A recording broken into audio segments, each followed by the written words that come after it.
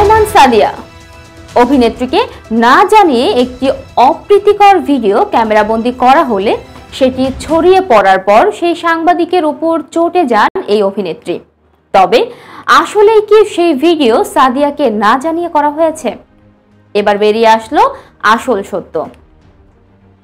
অভিনেত্রীরা তাদের পোশাক আশাকের কারণে বরাবরই আলোচনায় আসেন, কিন্তু সেই আলোচনা সমালোচনাকে ভ্রুক্ষেপ করেন না কোনো অভিনেত্রী, বরঞ্চ তারা নিজেদের অভিনয় গুণে নয়, তাদের বিতর্কিত চলাফেরা আর পোশাক আশাক দিয়েই দর্শকদের দৃষ্টি আকর্ষণ করেন।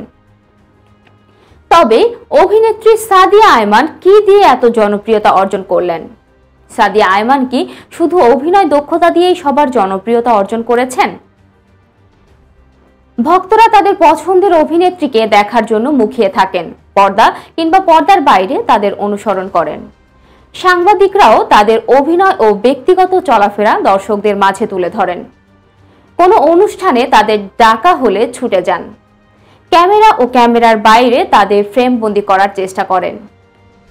অভিনেত্রীরাও জানেন তাদের অন ক্যামেরা কিংবা ক্যামেরার পেছনে তাদের দৃশ্য ধারণ করা হয়। সাবলীল অভিনয় দক্ষতা আর মিষ্টি হাসির মেয়ে সাদিয়া আয়মান। অনেকেই তার রূপ ও সৌন্দর্যের প্রশংসা করেন। কিন্তু সাম্প্রতিক একটি অনাকাঙ্ক্ষিত ভিডিও নিয়ে ঝড় উঠেছে সোশ্যাল মিডিয়ায়। সেখানে দেখা যাচ্ছে একটি স্বনামধন্য পত্রিকায় ইন্টারভিউ দেওয়ার সময় মাইক্রোফোন ঠিক করার সময় বিশেষ জায়গায় কাপড় সরে যায় সাদিয়া আয়মানের। সেই মুহূর্তটি ফ্রেমবন্দি করা হলে সোশ্যাল মিডিয়ায় ঝড় ওঠে। এরপর অভিনেত্রী সেই সাংবাদিকের বিরুদ্ধে অভিযোগের আঙুল তোলেন।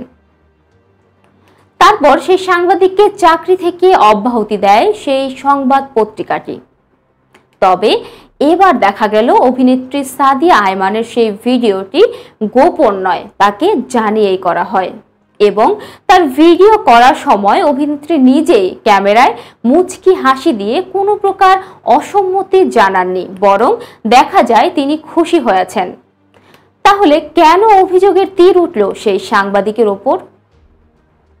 এ বিষয়ে সাদিয়া আয়মান প্রশ্ন তোলেন, আমার এ ঘটনায় নিজের যে ক্ষতি হয়েছে তার দায়ভার কে নেবে?